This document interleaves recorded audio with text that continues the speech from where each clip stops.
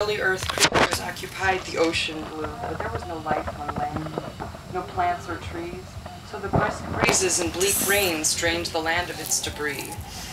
And although it may seem ironic, tectonic forces broke apart and set microcontinents onto separate courses which would collide and divide again and again. Our friend the Earth is always rearranging and changing its crust.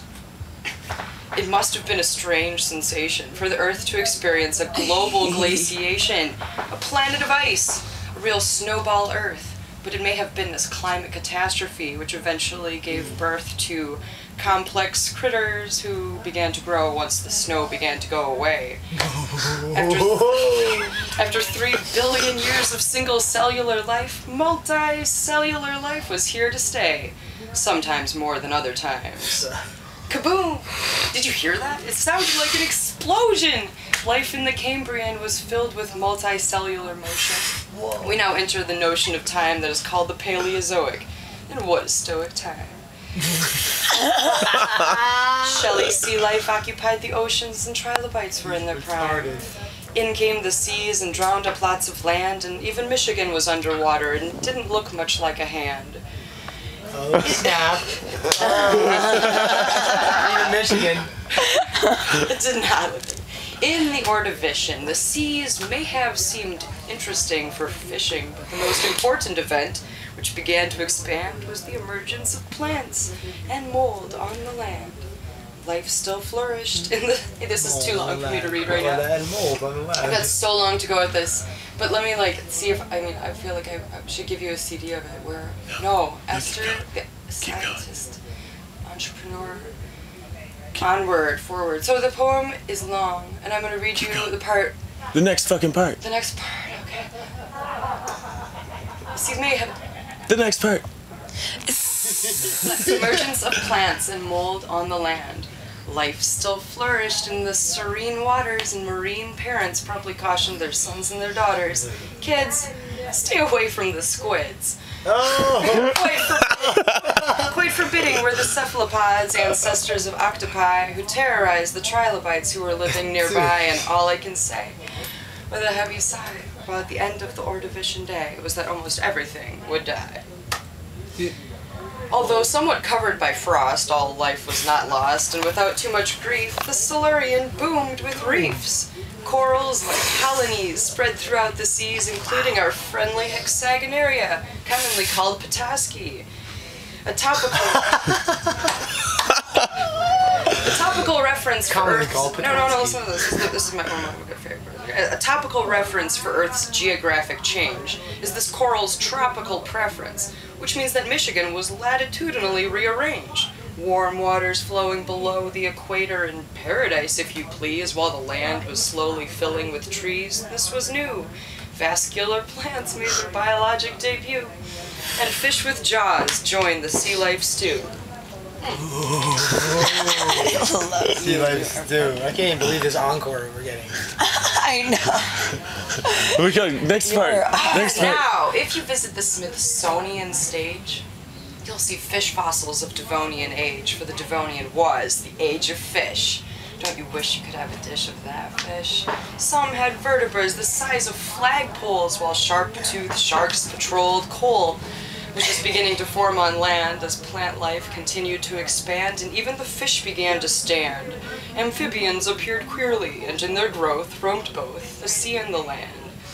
Now it's time to get down with the coal swamp. Stomp, tap your feet to the beat of the formation of peat, like a plant plantation soaking up the bright heat. Earth's 2 massive continents began to creep their massive way into each other to form what today we say was Pangea. An important idea to keep in mind is that Earth's crust, climate, and chemistry change slowly over long periods of time. This is what rocks tell us, and sometimes in rhyme. The Permian period is the final chapter in the myriad of curious details from the Paleozoic and what is Stoic time. Pangea was in full form, and environments were transforming and forming its living inhabitants of an upcoming storm. 96% of all life ended up succumbing to it. But don't be too forlorn. life would certainly be reborn in a brand new form.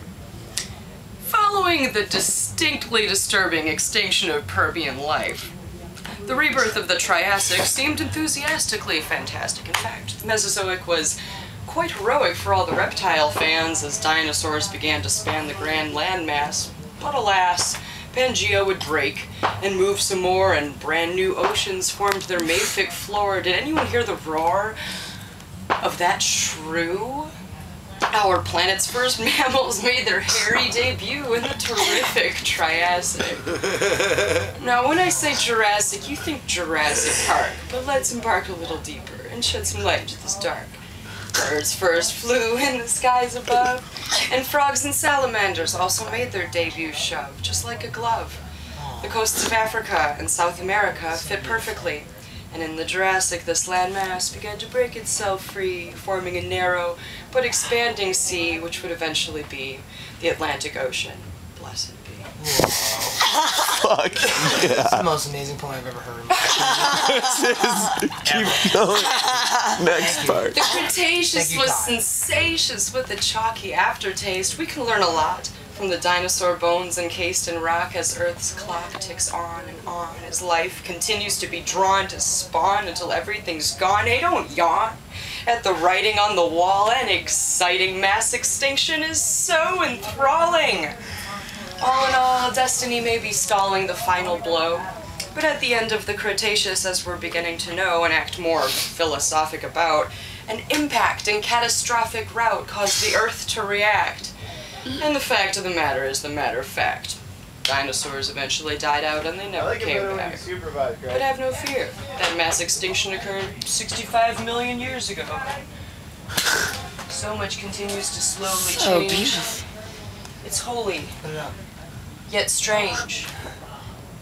The Cenozoic heroically introduced the age of mammals, which gave a boost to the existence of us. Can you believe that I have barely discussed us? Earth history is just so long. So much more than this song's rhyming refrain can contain. It's not even within the scope of a professional telescope. Its worth is beyond the range of the New York Stock Exchange, and things just keep changing and also slowly rearranging over time. It's more than enough to blow your mind. It's the stuff that fills the deepest geologic time. It's the climbing to the top of the mountain peak and stopping to catch your breath. But before you can speak, erosion has erased the mountain to the ocean's deep, and it's all about scale. And without fail, change is the Earth's constant prevailing force, which provides for interesting discourse, of course, but we still don't know the source of this cosmic sorcery, or just exactly what it means to be alive and to be free, to feel and to be. It's a mystery, but we can learn a lot from history. Like in the Pleistocene, beginning 1.8 million years ago, much of the northern hemisphere was covered by glacial snow, and I mean an ocean of ice, which shaped our landscape up real nice and filled our valleys with various types of rocks, which geologists consider to be the Earth's natural ticking clock. It shouldn't stop, so don't worry about hurrying it up, and be sure to avoid those styrofoam cups. It makes a difference what we consume, so please don't assume that the Earth was created just for you. Just coexist with nature, and that should do. That should do. We are brewing up our knowledge and filling colleges with folks who acknowledge the importance of our granite-bearing planet. Can you stand it as you stand on it? It's micro, it's macro, it's quantum, and fun. It's exciting and living, thanks to radioactivity and the sun. Has the story only begun, and are we the only ones? The universe doesn't really seem that lonely or secluded, but the human quest for knowledge is hardly concluded. Now it's our turn. This generation tech to build on the foundation of our forefathers' track, understanding the difference between black and gray. And sometimes you gotta just call it a day, but the Earth will go on. Beyond our tears and our fun, it's so much better than any rerun on TV. It's the story of our planet's ancestry. Geology is a great study for girls and boys who enjoy the joy of the Earth's worth and place in this universe of space. The pace of the race for knowledge is all dependent upon the scale, but if you start to follow your heart, you'll get smart and never fail. And if you fail, just try again. That's fucking awesome. With the new insight you have gained. And hold on tight to life's sweet flight, because so much still waits to be explained.